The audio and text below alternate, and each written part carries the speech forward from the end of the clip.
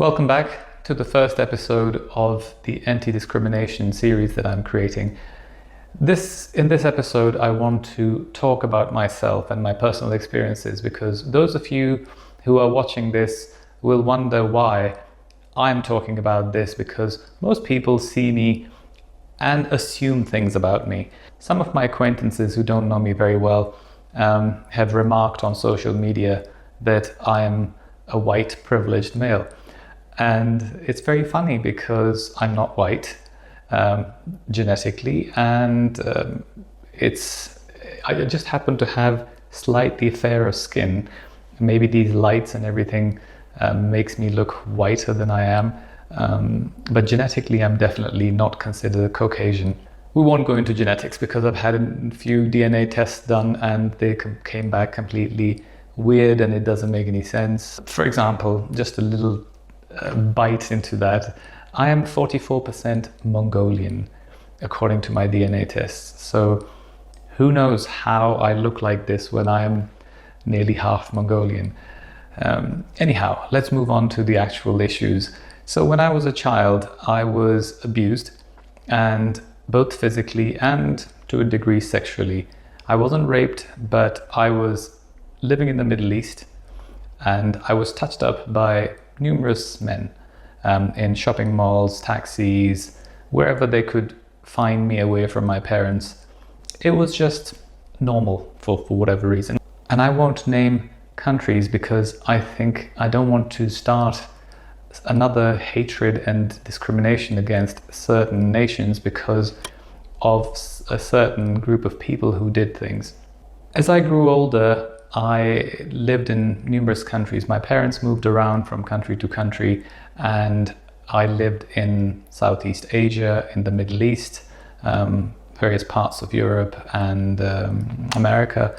The first place we moved to was the Middle East, and I found that to be extremely racist.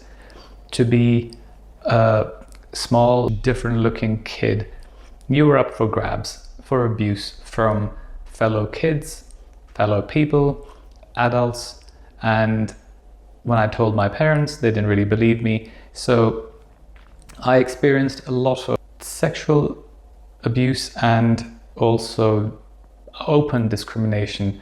People calling me a Paki, a Hindi, which I assume they meant Indian, and some people called me Mexican. So there was all kinds of abuse that I got in the Middle East. Then I was very fed up of it, and my parents decided that it would be better to send me to a boarding school nearby, where it was a few hours flight from where they lived, and I could be probably happier. They sent me to this country in Southeast Asia where I went to a private boarding school, which was supposed to be a good one with good reputation, and it was quite expensive.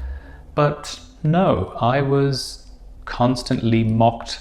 I was called half-caste, I was short, people remarked on my nose being really big. It was like relentless attacks. Some people did it out loud maliciously, like heckling on the street as I was driving past or on my bicycle, and others who were in my school would just say it as a joke, as if they didn't really mean it in a bad way, but those sly jokes where you know that subconsciously and in their mind they're being racist, but they're trying to make a joke out of it. Being of a different religion was a big problem, and I got a lot of abuse for that. All those things that happened to me, I tried to bury them in my past and left it to the fact that, okay, those people were ignorant.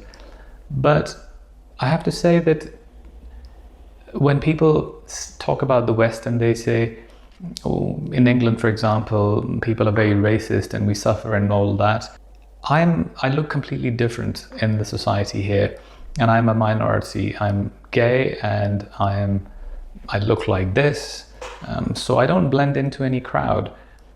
But I think in all my life, the 25 years that I've lived in England, I don't think I've ever experienced the kind of racism that I can even remember. where someone discriminated. I think the only couple of times I was discriminated upon was because of my sexuality, for being gay, but never for my race. Most people ask me, oh, where are you from?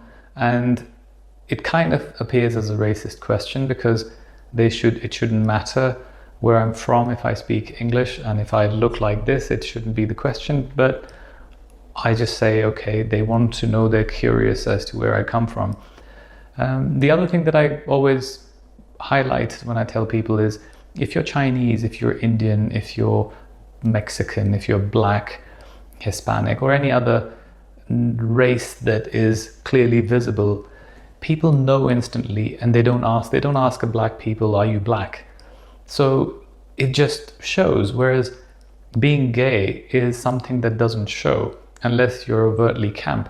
So that's another part of discrimination that we have to deal with, being gay, where people make remarks and jokes about gay people and sexuality, but they don't know if you don't look overtly gay that you're gay. And I have experienced firsthand a lot of racism and discrimination in different countries.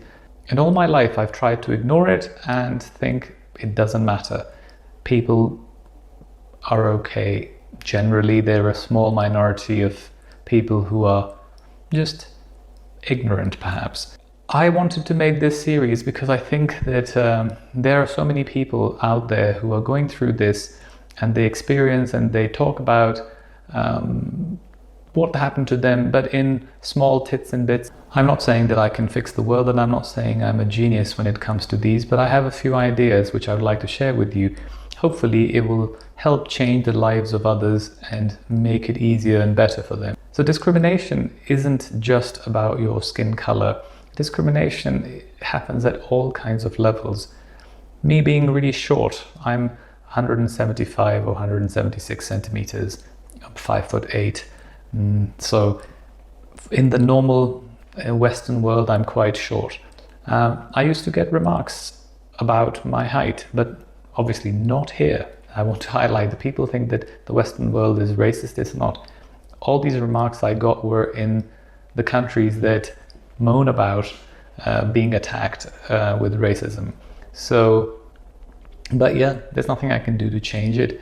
I have a big nose, and when I lived in the Middle East and Asia, people just made fun of my nose, most of the time as a joke, comparing me to elephants and other animals, and just making it sound like it was fun. And that I just laughed because there was nothing I could do. These are the kind of things that hurt you deep inside, but you can't really address them because you're born in a certain way, and that's it. You are who you are, and you just have to live with it. So in this world of political correctness, I think you have to be a black, disabled lesbian and then say something where people won't jump down your throat, because otherwise, even these videos that I'm making, I'm sure I will get lots of abuse from people telling me, oh, you are this and that and the other, therefore what you're saying is not important. Finally, one last bit that I want to add here is, I am a completely self-made person. I come from a family where we didn't have a lot of money to begin with, but then from the age of 16, I have been pretty much supporting myself. Everything that I own, every toothpick in my house and my life, everything I have earned myself, it's all hard work. So when someone tells me you're white privileged, for me it's a joke. It's not even, I don't even take it seriously, because privilege means things were handed to you on a plate. Things were easy. I had no privileges in my life. I was beaten up as a child until I was 14, 15, every single day. I was sexually abused. I was ridiculed. I had so many issues. I actually know why I'm so ambitious and why I've worked so hard in my life, because of all these cruel things that happened to me. They made me tough and resilient, and I wanted to prove to the world that I'm better than that and I can achieve things in my life. And I have, and I'm not ashamed of it, and I'm not going to justify it. So whoever thinks that I am privileged is actually wrong, and in my opinion, lazy and incapable of doing things in their life. So therefore they think that picking on someone else's hard work makes them feel satisfied by their own incompetence. All this abuse and suffering that I went through in my life actually didn't make me a bitter and cruel person. It made me a softer and kinder and nicer person. So thanks for watching this little introduction about me. Now I will start making the rest of the series where I will talk about what we can do and how we can change things. So if you haven't seen the introduction to the whole series, you can go watch that. And then everything is numbered and it has parts, so you can go and you can follow it through.